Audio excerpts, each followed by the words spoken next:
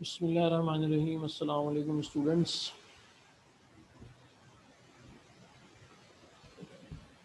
Class matric physics start करते हैं।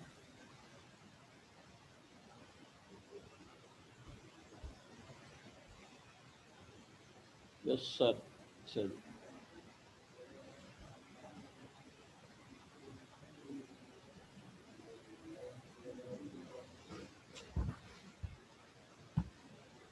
अच्छा बेटा, लास्ट टाइम हम लोगों ने जो है वो कुछ मेरे ख्याल से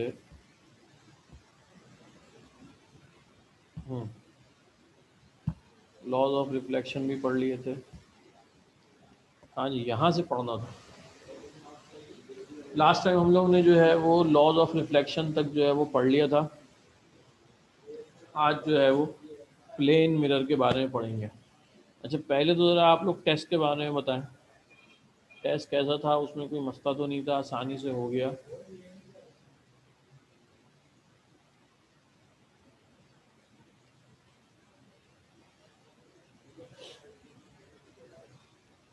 मोहम्मद राजी साहब कह रहे हैं थोड़ा सा रिव्यू दे दें। अच्छा जी, सही है।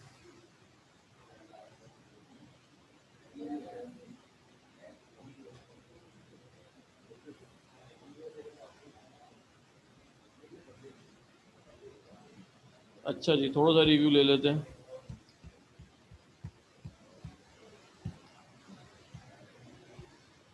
अच्छा जी, चैप्टर नंबर 13 हमने स्टार्ट किया था, propagation and reflection of light. Propagation का मतलब होता है आगे की तरफ बढ़ना, और रिफ्लेक्शन का मतलब होता है बाउंस बैक। तो ये इस चैप्टर में हम लोग लाइट की प्रोपगेशन को और जो है उसकी रिफ्लेक्शन को डिस्कस करेंगे। सबसे पहला टॉपिक जो था हमारे पास वो था रिफ्लेक्शन ऑफ लाइट। अच्छा जी, रिफ्लेक्शन ऑफ लाइट क्या चीज़ होती है? कह रहे हैं if light ray traveling through a medium and strike on the surface of a body, it is sent back in the same medium. The phenomenon is known as reflection of light. कह रहे हैं कि जब भी light जो है वो किसी चीज़ से टकराती है और सेम मीडियम में रिटर्न हो जाती है। सेम मीडियम का मतलब ये होता है बेटा, देखें जैसे नीचे ये मिरर है, ये लाइट जो है वो एयर में ट्रैवल होना शुरू हुई, एयर से ट्रैवल होते हुए जो है ये मिरर से टकराई और दोबारा जो है वो एयर में क्या हो गई, बाउंस बैक हो गई। सही है। तो ये जहाँ से आई थी उसी मीडियम के अंदर वापस चली गई। तो यहाँ पे जो मीडियम है वो क्या है? एयर है। जो मीडियम है वो क्या कहलाएगा? एयर कहलाएगा। मीडियम हमारे पास क्या है? एयर है। तो लाइट जो है वो एयर से आ रही थी और मिरर से टकरा के दोबारा जो है वो एयर में क्या हो गई, वापस रिफ्लेक्ट हो गई। सही है। तो इस चीज़ को हम लोग क्या कहते हैं? रिफ्लेक्शन ऑफ लाइट कहते हैं। इस फिनोमिना को कहा जाता है रिफ्लेक्शन ऑफ लाइट। अच्छा, अब इसमें जो है वो कुछ चीज़ें होती हैं। देखें जैसे जो लाइट जो है वो आके किसी चीज़ से टकराती है, उस रे को हम लोग कहते हैं इंसिडेंट रे। यहाँ पे लिखा हुआ है इंसिडेंट रे। सही है। और टकरा के जो लाइट वापस जाती है उस रे को हम लोग कहते हैं रिफ्लेक्टेड रे। ये ब्लू कलर में आप लोगों को नज़र आ रहा होगा। अच्छा, बीच में एक इमेजिनरी लाइन सपोज की जाती है। इस लाइन का मकसद ये होता है ताकि हम लोग एंगल ऑफ इंसिडेंस और एंगल ऑफ रिफ्लेक्शन मालूम कर सकें। अच्छा जी, अब जिस एंगल से इंसिडेंट रे आके टकराती है मिरर से, उस एंगल को हम लोग कहते हैं एंगल ऑफ इंसिडेंस। और जिस एंगल से ये रिफ्लेक्ट बैक होती है उस एंगल को कहा जाता है एंगल ऑफ रिफ्लेक्शन। सही है बेटा। तो टोटल जो है यहाँ पे तकरीबन एक दो तीन चार पांच चीज़ें हैं। अच्छा, एक चीज़ और है, ये जिस पॉइंट पे आके लाइट टकराती है और यहाँ से बाउंस बैक होती है, इस पॉइंट को कहा जाता है पॉइंट ऑफ इंसिडेंस। सही है। तो ये कुछ टर्म्स हैं, ये आप लोग याद रखिएगा। इंसिडेंट रे का मतलब वो लाइन, जो वो रे जो कि लाइट जो किसी मीडियम से या किसी सरफेस से आके टकरा रही है और टकराने के बाद बाउंस बैक होने वाली रे क्या कहलाती है? रिफ्लेक्टेड रे कहलाती है। बीच में ये जो नॉर्मल है ये इमेजिनरी लाइन होती है, इसे हम लोग सपोज करते हैं ताकि एंगल ऑफ रिफ्लेक्शन और एंगल ऑफ इंसिडेंस मालूम कर सकें। अच्छा, जिस एंगल से लाइट आके टकरा रही है उसे हम लोग कहते हैं एंगल ऑफ इंसिडेंस, और जिस एंगल से रिफ्लेक्ट हो रही है उसे हम लोग कहते हैं एंगल ऑफ रिफ्लेक्शन। सही है। और जिस पॉइंट पे ये लाइट आके टकराती है इसे कहा जाता है पॉइंट ऑफ इंसिडेंस। तो ये जो है मैंने आप लोगों को जो है वो रिफ्लेक्शन ऑफ लाइट के बारे में पढ़ाया और इसकी चंद चीज़ें जो है वो हमने डिस्कस की। अच्छा, अब रिफ्लेक्शन में जो है, रिफ्लेक्शन के हमारे पास जो है टू काइंड्स हैं। पहली काइंड कहलाती है रेगुलर रिफ्लेक्शन और दूसरी हमारे पास है इरेगुलर रिफ्लेक्शन। अच्छा जी, अब रेगुलर इरेगुलर क्या चीज़ होती है देख लेते हैं। रेगुलर रिफ्लेक्शन हमने क्या पढ़ा था, कह रहे हैं when some parallel beams of light strikes on an ideal smooth surface, they reflect back in a particular direction and again remains parallel to each other. This reflection is known as regular reflection. देखिए यहाँ पे आपको नज़र आ रहा होगा, ये light जिस angle से आगे टकरा रही है इसी एंगल से क्या हो रही है, वापस जा रही है। सही है। ये तमाम इंसिडेंट रेज जो आपको नज़र आ रही हैं, ब्लू कलर है या ग्रीन कलर, ये इंसिडेंट रेज ये जितनी भी हैं, इन सब ये सारी तमाम आपस में क्या है, पैरेलल है। अच्छा, पैरेलल मैंने आप लोगों को बताया था वो लाइंस होती हैं, ये मैंने साइड में पैरेलल लाइन बनाई थी। पैरेलल लाइंस वो लाइंस होती हैं जो आपस में कभी भी आगे जाके ना टकराए। सही है, ऐसी लाइंस को हम लोग क्या कहते हैं, पैरेलल कहते हैं। अब रेगुलर रिफ्लेक्शन में क्या होता है कि जो इंसिडेंट रेज हैं, इंसिडेंट रेज ये भी तमाम आपस में क्या होती हैं, पैरेलल होती हैं। और जो रिफ्लेक्टेड रेज हैं वो भी आपस में क्या है, देखें तमाम पैरेलल है। जिस एंगल से ये आके टकराई है उसी एंगल से क्या हो रही है, बाउंस बैक हो रही है, ये तमाम। सही है। तो ऐसी रिफ्लेक्शन को हम लोग क्या कहते हैं, रेगुलर रिफ्लेक्शन कहते हैं। सही है। देखिए जिस एंगल से लाइट आ रही है उसी एंगल से क्या हो रही है, बाउंस बैक हो रही है। तो इसे हम लोग कहेंगे रेगुलर रिफ्लेक्शन। अच्छा, दूसरा टॉपिक हम लोगों ने क्या पढ़ा था, इरेगुलर रिफ्लेक्शन। इरेगुलर रिफ्लेक्शन क्या चीज़ होती है, देखिए when some parallel beam of light strikes on a non smooth surface then they reflect back in different direction and remain non parallel to each other. This reflection is known as irregular reflection. सही है। अब देखें यहाँ पे ये figure, ये वाली जो आपके पास ये वाली रेज हैं, ये है इंसिडेंट रेज। तो ये मैं यहाँ पे लिख देता हूँ, ये हमारे पास जो है ये इंसिडेंट रे है।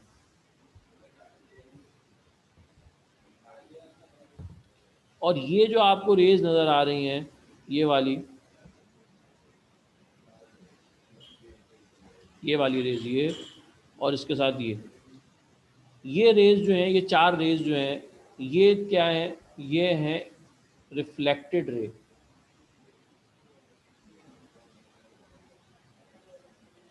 अब देखें हुआ क्या है कि लाइट जो आगे टकराई है वो तो तमाम पैरेलल थी, इंसिडेंट रेस तो तमाम पैरेलल थी।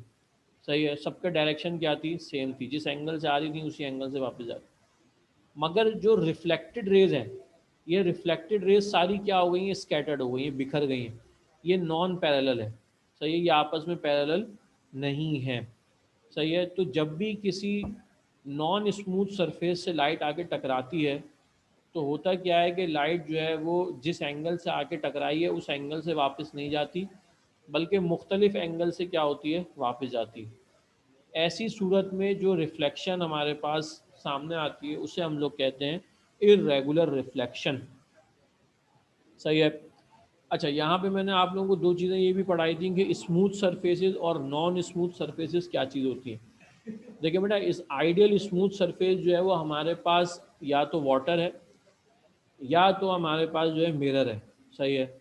आइडियल स्मूथ सरफेसेस तो हमारे पास बस यही है।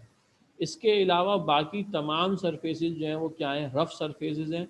जैसे आपकी दीवार हो गई, सही है, इसी तरीके से और टेबल है और जितनी भी चीज़ें आपके पास, ये तमाम की तमाम जो है रफ़ सरफेसेस हैं।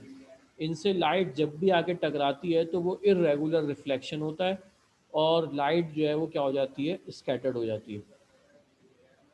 सही है जी। तो ये हम लोग ने जो है वो रिफ्लेक्शन की दो काइंड्स पढ़ी, एक रेगुलर रिफ्लेक्शन और दूसरी हमने क्या पढ़ी, इरेगुलर रिफ्लेक्शन। अच्छा जी, आगे चलते हैं नेक्स्ट टॉपिक की तरफ। नेक्स्ट टॉपिक में हम लोगों ने रेगुलर रिफ्लेक्शन और इरेगुलर रिफ्लेक्शन की जो है वो डिफरेंसेस पढ़े थे। अब देखें डिफरेंसेस मैं यहाँ बता देता हूँ आप लोगों को। Irregular reflection, regular reflection occurs when a parallel rays of light strike on a ideal smooth surface। जब भी लाइट जो है वो किसी आइडियल स्मूथ सरफेस से आके जो है वो स्ट्राइक करेगी तो ऐसी सूरत में जो रिफ्लेक्शन होगी उसे हम लोग क्या कहेंगे, रेगुलर रिफ्लेक्शन कहेंगे। अच्छा, दूसरी तरफ क्या लिखा है, irregular reflection occurs when parallel raise of light strike on non smooth surface. जब भी किसी नॉन स्मूथ सरफेस से जो है वो स्ट्राइक होगी तो जो रिफ्लेक्शन अकर होगी उसे हम लोग क्या कहेंगे, इर्रेगुलर रिफ्लेक्शन। इसकी एग्जाम्पल मैंने यहाँ पे दी थी मिरर और वाटर, और यहाँ पे मैंने कहा था वॉल है, एयर है, सही है। हवा में भी जब लाइट जाके टकराती है तो हवा के जो पार्टिकल्स हैं, हवा में जो ज़र्रात मौजूद हैं, वो क्या करते हैं, इस लाइट को जो है वो स्कैटर्ड कर देते हैं। उस सूरत में जो है वो इर्रेगुलर रिफ्लेक्शन हो जाती है। अच्छा, दूसरा जो है वो हम लोगों ने क्या पढ़ा था, पॉइंट क्या है, in regular reflection parallel raise of light remain parallel after reflection. लेकिन यहाँ पे मैंने आप लोगों को बना के शो भी किया था कि जो है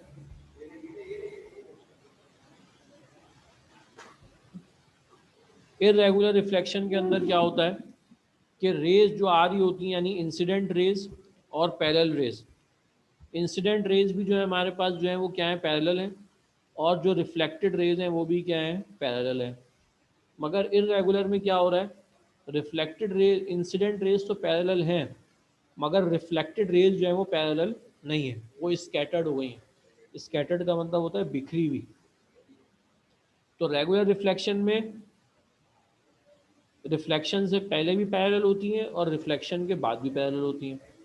और इरेगुलर रिफ्लेक्शन में रिफ्लेक्शन से पहले रेगुलर होती हैं, यानी पैरेलल होती हैं, और रिफ्लेक्शन के बाद जो है वो क्या हो जाती हैं, नॉन पैरेलल हो जाती हैं, सही है।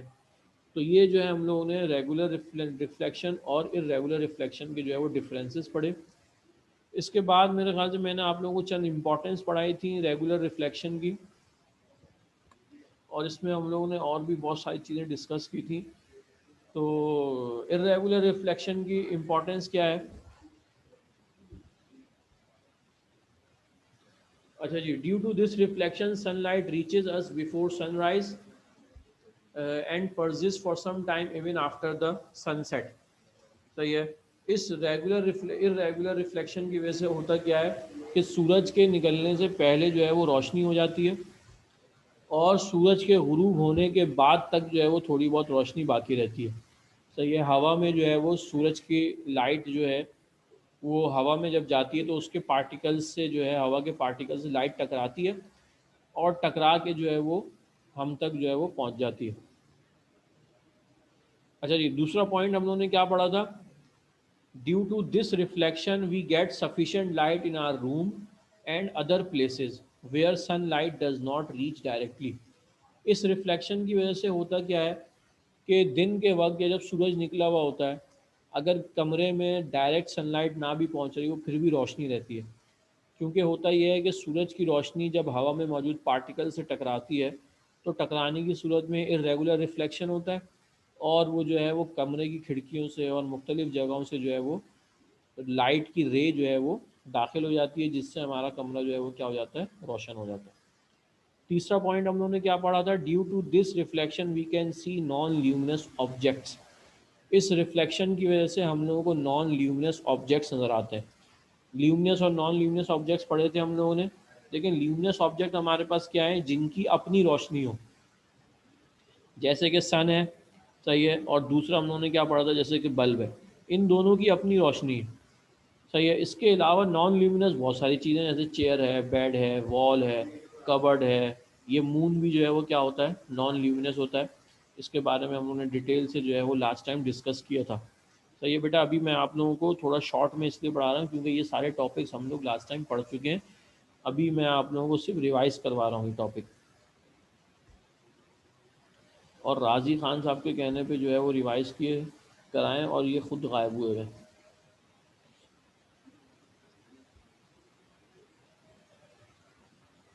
अच्छा जी, तो आगे चलते हैं नेक्स्ट टॉपिक की तरफ। नेक्स्ट टॉपिक हम लोगों ने क्या पढ़ा था, लॉज ऑफ रिफ्लेक्शन पढ़े थे, सही है जी। लॉज ऑफ रिफ्लेक्शन हमारे पास क्या है, the laws of reflection was firstly discovered by Muslim scientist Ibnul Haytham. These laws are follows. तो ये इब्नुल हैज़म साहब ने जो है लॉस को जो है वो डिस्कवर किया था। और लॉस क्या थे? पहले लॉ में इन्होंने कहा the angle of incidence is equal to the angle of reflection. ये जो एंगल ऑफ इंसिडेंस है, ये वाला एंगल, ये रेड वाला एंगल जो है, इन्होंने कहा कि ये हमेशा बराबर होगा किसके? एंगल ऑफ रिफ्लेक्शन के। सही है, यानी इसको अगर हम लोग सिंबॉलिक लैंग्वेज में लिखें तो ये ऐसे लिखा जाता है, angle i is equals to angle r. Angle i का मतलब होता है एंगल ऑफ इंसिडेंस, और एंगल आर का मतलब होता है एंगल ऑफ रिफ्लेक्शन। अच्छा जी, दूसरा पॉइंट क्या है? The incident ray, the reflected ray and the normal at the point of incidence all lie on the same plane. ये तीन रेज जो हैं, इंसिडेंट रे, सही है, इसी तरीके से नॉर्मल और रिफ्लेक्टेड रे, ये पॉइंट ऑफ इंसिडेंस के ऊपर जो है वो एक ही प्लेन के ऊपर होती हैं। प्लेन क्या होता है, मैंने आप लोगों को लास्ट टाइम बताया था। ये जो एक्स एक्सिस ग्राफ में आप लोग बनाते हैं, ये एक्स एक्सिस और वाई एक्सिस, ये प्लेन्स होते हैं। ये एक्स एक प्लेन है और वाई एक प्लेन है। तो होता ये है कि ये तीनों जो है, देखें, जब ये आके एक दूसरे से टकरा रही हैं तो ये एक्स एक्सिस के ऊपर, यानी सेम प्लेन के ऊपर क्या है, मौजूद है।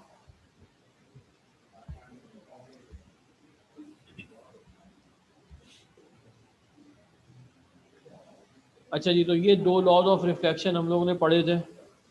इसके बाद नेक्स्ट टॉपिक जो है, ये हम लोगों ने जो है वो छोड़ दिया था, प्लेन मिरर।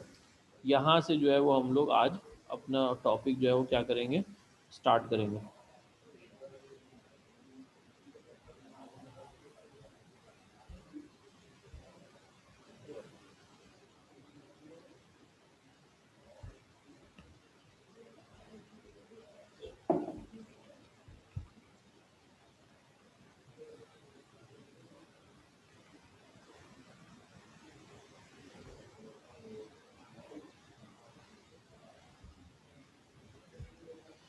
अच्छा जी, plane mirror, write about plane mirror.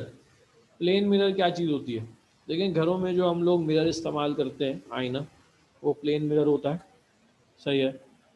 इसकी डेफिनेशन क्या कह रहे हैं? Plane smooth reflecting surface which shows regular reflection is known as plane mirror. ऐसा स्मूथ रिफ्लेक्टिंग सरफेस जिसके ज़रिए से जो है वो क्या शो हो, रेगुलर रिफ्लेक्शन हो, उसे हम लोग क्या कहते हैं? प्लेन मिरर कहते हैं। सही है। देखिए यहाँ पे एक एग्जाम्पल इन्होंने दी हुई है। ये असल में हो क्या रहा है, देखिए यहाँ से जो है ये लाइट रेज जो है, ये जो एक आपके पास ऑब्जेक्ट है, इसके ऊपर से कुछ लाइट रेज टकरा रही हैं, और ये ऊपर जो है ये आँख में जा रही हैं वापस। इसी तरीके से इसके नीचे से कुछ लाइट रेज टकरा रही हैं, और ये जो है वो आँख में आ रही हैं। सही है। अच्छा, हमारी आँख में जो इमेज बनता है वो कैसे बनता है? देखें, जब भी लाइट किसी चीज़ से टकराती है और टकरा के वापस आती है, तो वो रेज जब हमारी आइज़ के अंदर एंटर होती हैं तो उसका इमेज हमारी आंखों में बनता है। सही है। लेकिन यही वजह है, लास्ट टाइम भी मैंने आप लोगों को बताया था कि अगर किसी कमरे में बहुत अंधेरा है, यानी वहाँ पे लाइट बिल्कुल भी नहीं है, तो कुछ नज़र नहीं आएगा। हालांकि तमाम चीज़ें कमरे में मौजूद हैं, कुर्सी भी मौजूद है वहाँ पे, जो है वो चेयर्स भी हैं वहाँ पे। अगर आपकी क्लासरूम है तो वहाँ पे जो है आपका ब्लैक बोर्ड भी मौजूद है, लाइट्स, बल्ब भी मौजूद हैं, फ़ैन भी मौजूद है, मगर क्योंकि वहाँ पे लाइट नहीं है, लिहाजा कुछ भी नज़र नहीं आ रहा। क्योंकि नज़र आने के लिए शर्त ये है कि लाइट जो है वो उस चीज़ से टकराए और टकरा के वापस आए। सही है। जब तक लाइट ही नहीं होगी अगर, तो फिर नज़र कैसे आएगा? सही है। तो देखने के लिए, किसी भी चीज़ के नज़र आने के लिए लाइट का होना इसीलिए ज़रूरी है, क्योंकि जब तक लाइट उस चीज़ से टकरा के वापस आँखों तक नहीं आएगी, जब तक उसका इमेज जो है वो हमारी आँख में नहीं बनेगा। अच्छा जी, अभी आगे थोड़ा सा मज़ीद इसको डिस्कस करते हैं। अब देखें, ये जो पीछे वाली, ये वाली फिगर जो है, इसको जो मैंने आप लोगों को समझाया, देखें यहाँ पे वही बात है। कह रहे हैं consider a light ray from an object P P dash. ये एक ऑब्जेक्ट है P P dash, reflected by a plane mirror and enters in our eye. ये जाके क्या हुई है, रिफ्लेक्ट हुई है प्लेन मिरर से, और हमारी आइज़ के अंदर क्या हो रही है, एंटर हो रही है। The line which joins the image Q Q dash and object P P dash makes an angle of 90 degree. अच्छा, ये जो इसका इमेज हमें नज़र आता है, ये जो ऑब्जेक्ट हमारी यहाँ रखा हुआ है, इसका इमेज हमें ऐसा नज़र आता है जैसे ये जो है वो कहाँ है, मिरर के पीछे है। तो ये इन्होंने इमेज बना के दिखाया है। सही है। Makes an angle of 90 degree, यहाँ पे जो एंगल है ये 90 डिग्री आता है इधर surface of the mirror. Shows that the distance of object and image from the mirror are equal. अच्छा, इसमें हमें जो है वो क्या चीज़ जाहिर होती है, प्लेन मिरर में आपने देखा होगा कि जितना आपका और मिरर के दरमियान फासला होता है, उतने ही दूर आपको जो है वो इमेज नज़र आती है। सही है।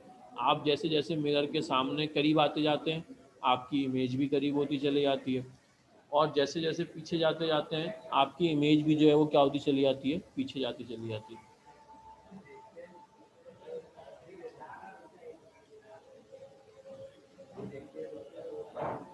अच्छा, प्लेन मिरर के जो इमेज बनते हैं उनकी कुछ करेक्टरिस्टिक्स हैं। वो करेक्टरिस्टिक क्या है? करेक्टरिस्टिक का क्या मतलब होता है बेटा? खुसूसियात। सही है। तो पहली क्या है, कह रहे हैं image are found to be the same size as that of the object. Plane mirror जो इमेज बनाता है उसका साइज जो है वो ऑब्जेक्ट के बिल्कुल बराबर होता है। सही है। जैसे अगर आपका जो इमेज मिरर में बन रहा है तो वो साइज दोनों आपस में क्या होंगे, बिल्कुल बराबर होंगे। अगर आपकी हाइट जो है वो 5 फीट है तो मिरर में भी आप 5 फीट के नज़र आएंगे। सही है ना, कम ना ज़्यादा। तो ये पहली खसूसियत है प्लेन मिरर की कि उसके ज़रिए से जो इमेज बनता है वो क्या होता है, सेम साइज़ का होता है।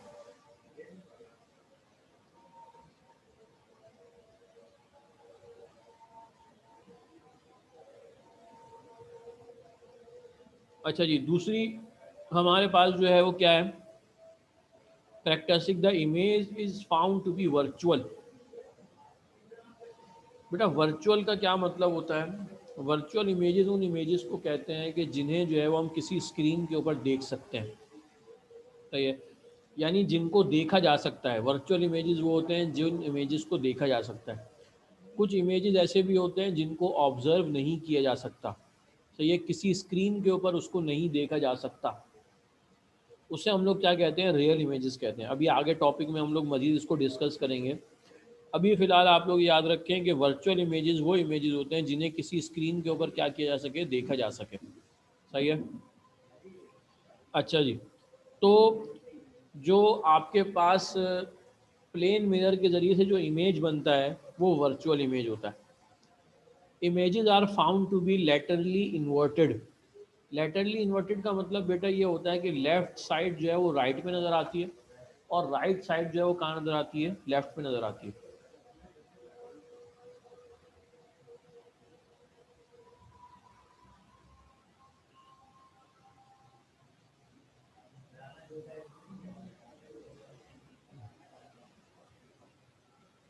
तो प्लेन मिरर के सामने जब भी आप खड़े होंगे तो आपका जो राइट हैंड है वो वहाँ पे लेफ़्ट पे नज़र आ रहा होगा, और जो आपका लेफ़्ट है वो वहाँ पे राइट पे नज़र आ रहा होगा।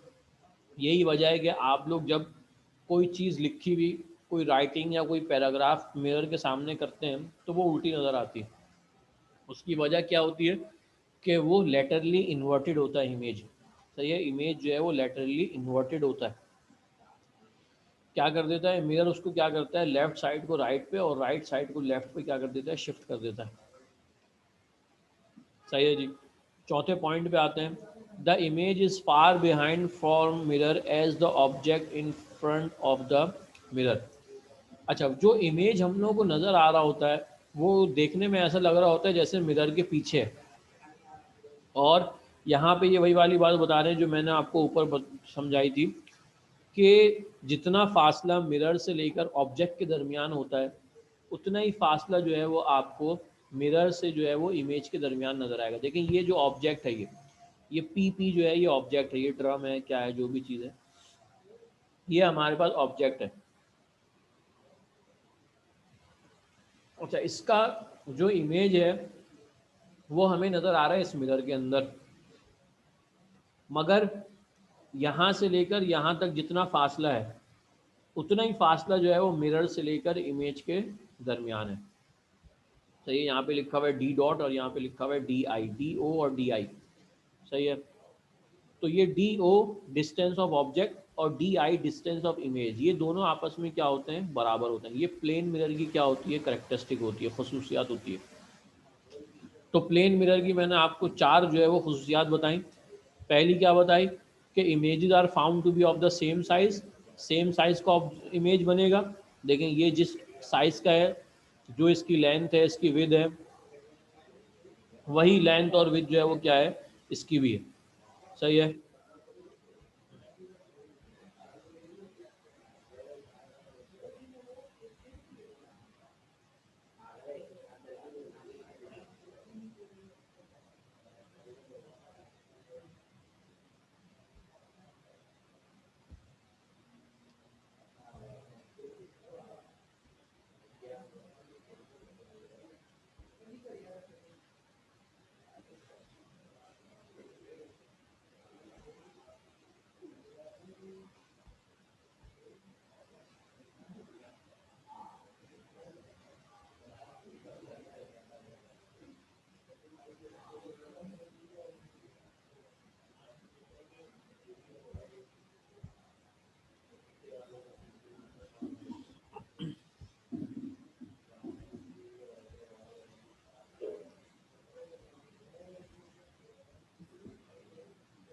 अच्छा जी, तो पहली कैरेक्टरिस्टिक मैंने क्या बताई आपको, सेम साइज। जो हमारे पास जो है इमेज ऑब्जेक्ट का जो साइज होता है, वही साइज जो है वो इमेज का आपको क्या होगा, नज़र आएगा, सेम। दूसरी बात क्या हुई, वर्चुअल आपको नज़र आएगा सामने स्क्रीन के ऊपर। तीसरी बात हमने क्या पढ़ी, लेटरली इन्वर्टेड होगा, यानी इसका लेफ़्ट आपको राइट में नज़र आएगा और उसका राइट आपको लेफ़्ट में नज़र आएगा। तीसरी क्या बात पढ़ी हम लोगों ने, जितना फासला मिरर से लेकर ऑब्जेक्ट का है, उतना ही फासला जो है वो इमेज से लेकर जो है मिरर तक में आपको क्या होगा, नज़र आएगा। सही है बेटा। तो ये मैंने आप लोगों को जो है प्लेन मिरर की डेफिनेशन यहाँ पीछे हमने पढ़ी, और उसके बाद जो है हम लोगों ने उसकी करेक्टरिस्टिक को डिस्कस किया। इसके बारे में आप लोगों को कुछ पूछना है तो पूछें, वरना फिर आगे चलते हैं। जितना अभी तक हम लोगों ने पढ़ा उसमें कुछ पूछना है तो पूछें, वरना फिर आगे चलते हैं।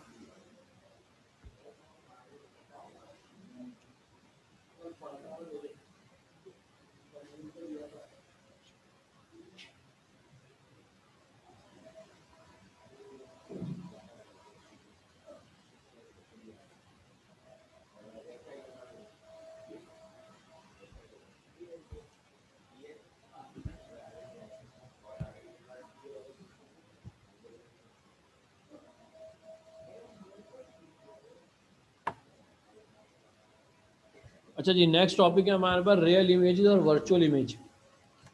तो वर्चुअल इमेज के बारे में तो मैंने अभी थोड़ा सा आप लोगों को बताया।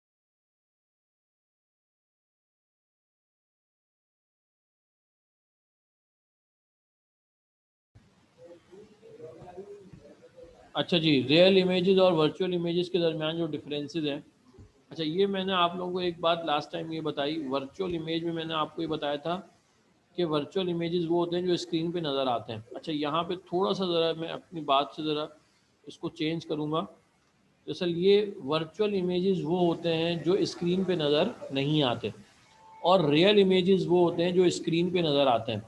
अच्छा, स्क्रीन पे नज़र आने का क्या मतलब है? देखिए, स्क्रीन पे नज़र आने का मतलब ये है, जैसे आप लोग ने प्रोजेक्टर्स देखे हैं, जो आपका प्रोजेक्टर है, जो मल्टीमीडिया जो कहलाता है, मल्टीमीडिया में से जो इमेज निकल रही होती है वो सामने स्क्रीन के ऊपर क्या हो रही होती है, नज़र आ रही होती है। सही है। तो यहाँ पे यही मतलब था। सही है। मतलब क्या था, ये जो पीछे हमने पढ़ा था virtual image, the image is found to be virtual, ये जो मिरर का इमेज है ये आप लोग किसी और स्क्रीन पे इसको नहीं देख सकते, यहाँ पे मतलब ये था। सही है। थोड़ी सी यहाँ पे ज़रा मिसअंडरस्टैंडिंग हुई। वर्चुअल इमेज जो यहाँ पे आपको प्लेन मिरर की करेक्टरिस्टिक्स में बताया गया था, इसमें इसका मतलब ये है कि इस इमेज को आप लोग सिर्फ मिरर पे देख सकते हैं। अगर आप चाहें कि ये मिरर से रिफ्लेक्ट होके जो है वो किसी दीवार के ऊपर नज़र आना शुरू हो जाए या किसी कागज़ के ऊपर नज़र आना शुरू हो जाए, तो ऐसा नहीं होगा। इसीलिए इसको हम लोग क्या कहते हैं, वर्चुअल इमेज कहते हैं। सही है। अभी मैं रियल इमेज और वर्चुअल इमेज को दोबारा यहाँ पे क्लियर आप लोगों को करता हूँ। देखें, रियल इमेज क्या चीज़ है। रियल इमेज का मतलब ये है, it can be seen on screen. इस इमेज को आप लोग क्या कर सकते हैं, स्क्रीन के ऊपर देख सकते हैं। सही है। इससे मुराद जो मल्टीमीडिया में से जो इमेज निकल रही होती है, जो मल्टीमीडिया प्रोजेक्टर होता है उसमें से जो इमेज निकल रही होती है सामने जाके जो है वो बनती है, उसे हम लोग कहते हैं रियल इमेज। अच्छा, और इसकी क्या बात है, दूसरा पॉइंट क्या, इट इज़ ऑलवेज इन्वर्टेड। अच्छा, ये हमेशा क्या बनती है, उल्टी बनती है। सही है।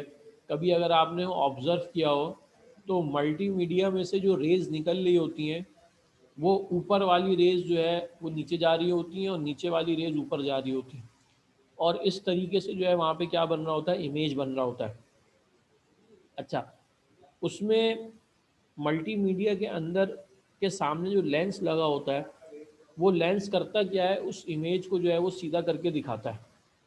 अगर वो लेंस मल्टीमीडिया के सामने से अगर लेंस आप लोग हटा दें तो आप लोग ये ऑब्ज़र्व करेंगे कि सामने जो इमेज बन रही है वो उल्टी बनेगी। आपके कंप्यूटर में जो इमेज आ रही है वो, और सामने जो इमेज आ रही है, उन दोनों में जो है वो उल्टी होगी बिल्कुल। तो इसीलिए क्या किया जाता है, उस मल्टीमीडिया के आगे एक लेंस लगाया जाता है। वो लेंस क्या करता है, उस इमेज को जो है वो सीधा करके आपको शो करता है। सही है। तो रियल इमेजेस क्या होती हैं, जो इन्वर्टेड होती हैं, उल्टी नज़र आती हैं। सही, देखें एक ये डायग्राम आगे आप लोग देख रहे होंगे, तो देखें ये रियल इमेज ऐसी होती है। ये रियल इमेज, ये लेंस क्या करता है, लेंस के ज़रिए से रियल इमेज होती है, इसको उल्टा करके दिखाता है। सही है। तो ऐसी इमेज जो उल्टी नज़र आए उसे हम लोग क्या कहते हैं, रियल इमेज कहते हैं। और जो सीधी नज़र आती है उसे हम लोग क्या कहते हैं, वर्चुअल इमेज कहते हैं। सही है। इट इज़ ऑलवेज इन्वर्टेड हो गया। It has a physical existence. Physical existence से मुराद बेटा यही है कि इसको आप स्क्रीन पे देख सकते हैं। सही है। इन mirror it is always form in front of the mirror. अच्छा, कुछ मिरर ऐसे होते हैं जिनमें रियल इमेज बनती है। सही है। वो कौन से मिरर होते हैं वो अभी आगे हम लोग पढ़ेंगे। सही है। प्लेन मिरर के ऊपर जो है वो रियल इमेज नहीं बनती। प्लेन मिरर के ऊपर जो इमेज बनती है वो क्या होती है, वर्चुअल इमेज होती है। अच्छा, आप लोग कहेंगे प्लेन मिरर के अलावा भी कोई मिरर होता है। हाँ बेटा, बिल्कुल होता है। प्लेन मिरर के अलावा भी मिरर्स होते हैं जिन्हें हम लोग स्फेरिकल मिरर्स कहते हैं। सही है। आगे जो है वो टॉपिक हम लोग डिस्कस करेंगे स्फेरिकल मिरर्स के बारे में। तो मिरर के ऊपर it is always form in front of the mirror, mirror के सामने ये इमेज बनती है। सही है। अच्छा जी, उसके बाद पांचवा पॉइंट है इसका, in real image rays after reflection converge at a point. Real image के अंदर क्या होता है, रेज जो है वो रिफ्लेक्शन के बाद एक जगह पे आके क्या हो जाती हैं, जमा हो जाती हैं। अच्छा, दूसरी तरफ चलते हैं। वर्चुअल इमेज क्या है, it can not be seen on screen. इसको आप किसी स्क्रीन पे नहीं देख सकते, जहाँ मौजूद है बस वहीं नज़र आएगी, किसी और जगह पे नज़र नहीं आएगी।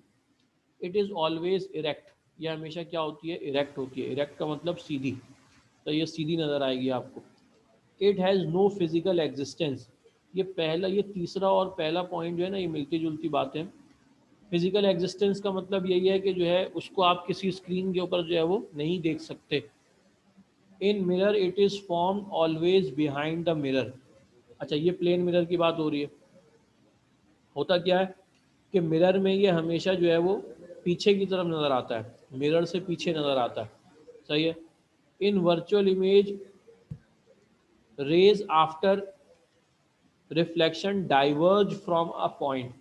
वर्चुअल इमेज के अंदर क्या होता है कि रेज जो है वो रिफ्लेक्ट करने के बाद जो है वो क्या हो जाती हैं, डाइवर्ज हो जाती हैं।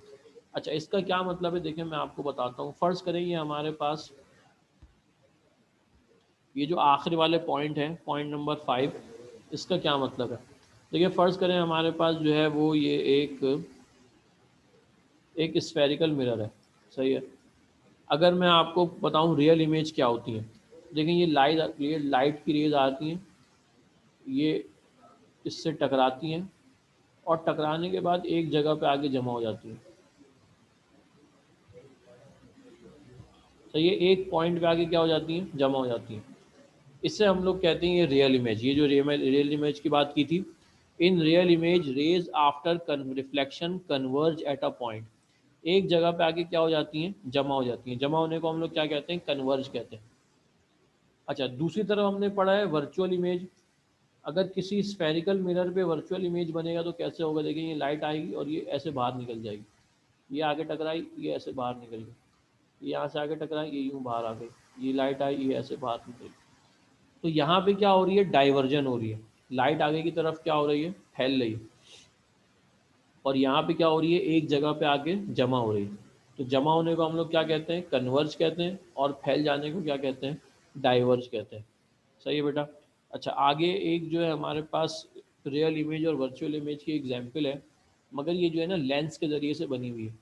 ये सिर्फ आप लोगों को इमेज यहाँ पे शो कराना है, यहाँ पे आप लोग सिर्फ इमेज देख लें, सही है। ये लेंस का टॉपिक जो है ना, ये जो लेंस है ये हम लोग चैप्टर नंबर 14 में पढ़ेंगे। चैप्टर नंबर 13 में हमारे पास जो है वो मिरर है, और चैप्टर नंबर 14 में हमारे पास जो है वो क्या है, लेंसेज हैं। तो ये हम लोग जो है वहाँ पढ़ेंगे, सही है। अच्छा, इसको और अच्छे से समझने के लिए थोड़ा अपने नोट्स की मदद लेते हैं।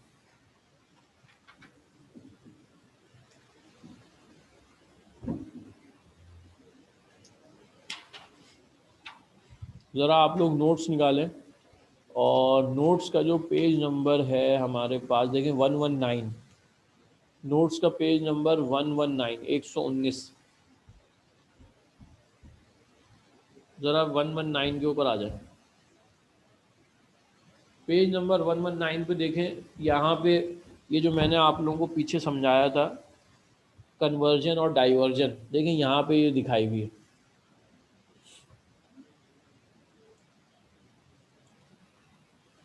अच्छा, और थोड़ा सा स्फेरिकल मिरर के बारे में भी जो है हम लोग पढ़ लेते हैं। स्फेरिकल मिरर का टॉपिक जो है वो आपके कोर्स में इंक्लूड नहीं है, मगर फिर भी जो है हम लोग क्या करते हैं, इसको थोड़ा सा मैं आप लोगों को पढ़ा देता हूँ।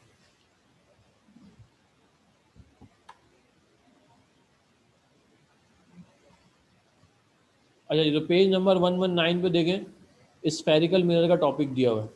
The mirror whose reflecting surface is a part of hollow sphere is known as a spherical mirror. अगर हमारे पास कोई कर्व मिरर है, सही है, कर्व इस तरीके का कर्व है या इस तरीके का कर्व है,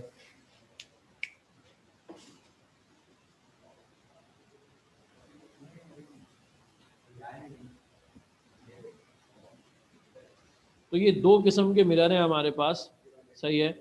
एक इस तरीके के स्फेयर होता है और एक इस तरीके का कर्व होता है, एक अंदर की तरफ कर्व है और एक बाहर की तरफ कर्व है। तो इसे हम लोग कहते हैं स्फेरिकल मिरर। अच्छा, अब इनमें से एक का नाम है कॉनकेव और दूसरे का नाम है कॉन्वेक्स। अब देखें यहाँ पे अपने नोट्स में देखें, कह रहे हैं kind of spherical mirror, there are two kind of spherical mirror, concave mirror और कन्वर्जिंग मिरर। कॉनकेव मिरर को दूसरा नाम कन्वर्जिंग मिरर भी है, जो ये ऊपर वाली एग्जाम्पल आप लोगों को नज़र आ रही है, और कॉन्वेक्स मिरर और डाइवर्जिंग मिरर। दूसरा क्या है, कॉन्वेक्स मिरर है, या उसको डाइवर्जिंग मिरर भी कहा जाता है, ये जो नीचे बना हुआ है पेज नंबर 119 के ऊपर, सही है। ऊपर वाला कॉन्वेक्स मिरर है, कॉनकेव मिरर है, और नीचे वाला क्या है, कॉन्वेक्स मिरर है। अच्छा, कॉनकेव मिरर की कुछ ज़रा पढ़ते हैं क्या लिखा है, नोट्स में से पढ़ के बता रहा हूँ मैं आप लोगों को, page number 119। If the inner side of the surface is polished to reflect light, it is called a concave mirror. It has an ability to converge parallel beam of light. Therefore, it is also called a converging mirror. Concave mirror के अंदर इसका जो अंदर वाला हिस्सा होता है वो पॉलिश होता है, यानी वहाँ से लाइट क्या हो रही होती है, रिफ्लेक्ट हो रही होती है। और इसके अंदर ये एबिलिटी होती है कि क्या करता है, लाइट्स को एक पॉइंट पे लाके कन्वर्ज कर देता है। सही है, जैसे मैंने आप लोगों को यहाँ पे फिगर बना के दिखाई थी। सही है, यही फिगर देखें आप लोगों के जो है वो नोट्स में बनी हुई है।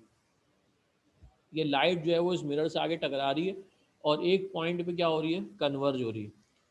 अच्छा, दूसरा हमारे पास क्या है, कॉन्वेक्स मिरर।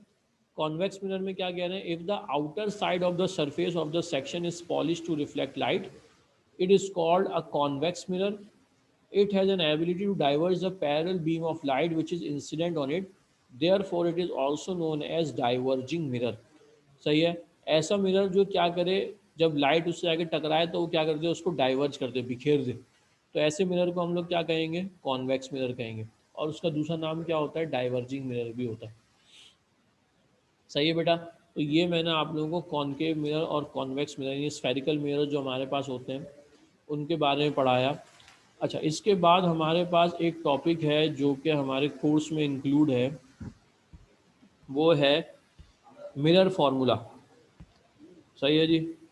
ये मिरर फार्मूला जो है 1/f is equals to 1/p plus 1/q।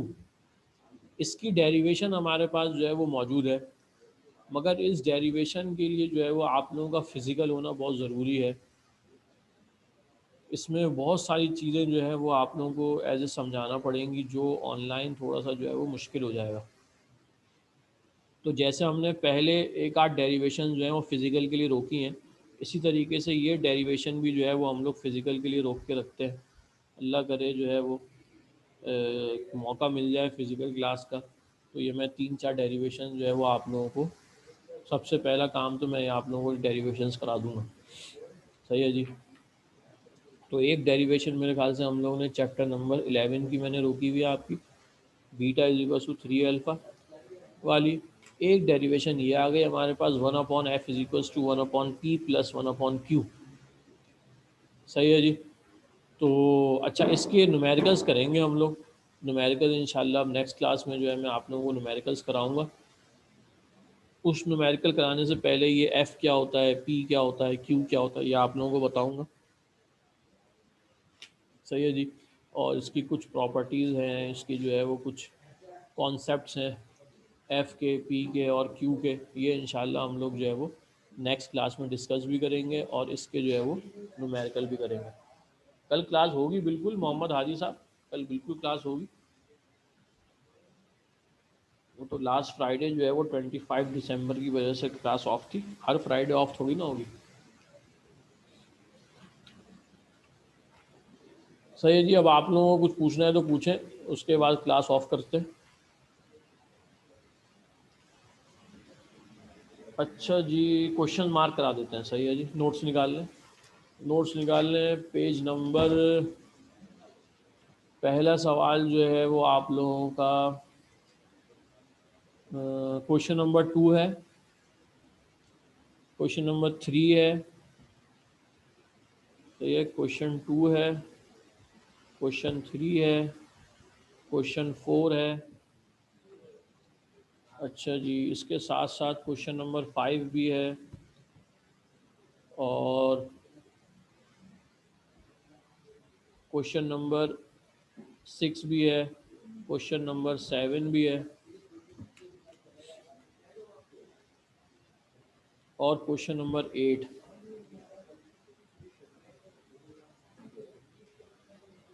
Question number 8 है। अच्छा, इसके बाद जो है वो लास्ट क्वेश्चन जो हमारे पास है, जो इसकी डेरिवेशन है, अच्छा ये रियल इमेजेस भी है, क्वेश्चन नंबर 14 है। इसके बाद 8 के बाद क्वेश्चन नंबर 14 है और क्वेश्चन नंबर 15 है। सही है। तो ये तमाम 15 के अलावा तमाम क्वेश्चन मैंने आप लोगों को करा दिए और 15 हमने छोड़ दिया किसके लिए, फिज़िकल के लिए। सही है जी। तो क्वेश्चन नंबर 15 जो है वो हम लोग इंशाल्लाह फिज़िकल क्लास में करेंगे अगर हुई तो, वरना फिर आप लोगों को ऑनलाइन ही करानी पड़ेगी। तो ये क्वेश्चन हैं, ये आप लोग मार्क कर लें। क्वेश्चन नंबर 2 है, क्वेश्चन नंबर 3 है, क्वेश्चन नंबर 4 है, क्वेश्चन नंबर 5 है, क्वेश्चन 6 है, 7 है, 8 है, उसके बाद डायरेक्ट 14 और 15 है। सही है जी। अगला जो आप लोगों का टेस्ट होगा, वो जो शेड्यूल आप लोगों को सेंड किया गया उसके मुताबिक, वो हम लोग लेंगे चैप्टर नंबर 10 का। सही है जी। चैप्टर नंबर 10 का जो है वो नेक्स्ट हमारा जो है वो क्या होगा, टेस्ट होगा। सही है जी। उसमें जो है वो चैप्टर नंबर 10 के,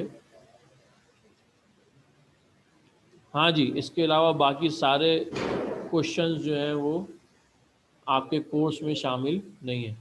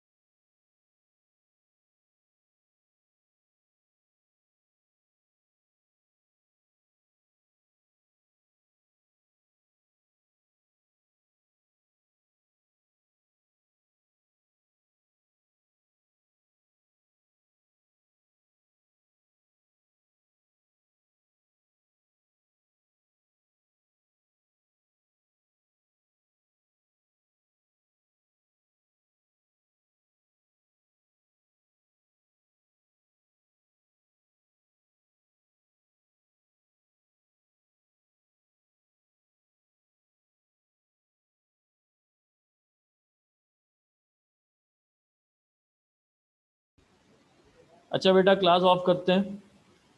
सही है जी। अब इंशाल्लाह जो है वो कल जो है वो इसको कंटिन्यू करेंगे। अच्छा जी, अल्लाह हाफिज़।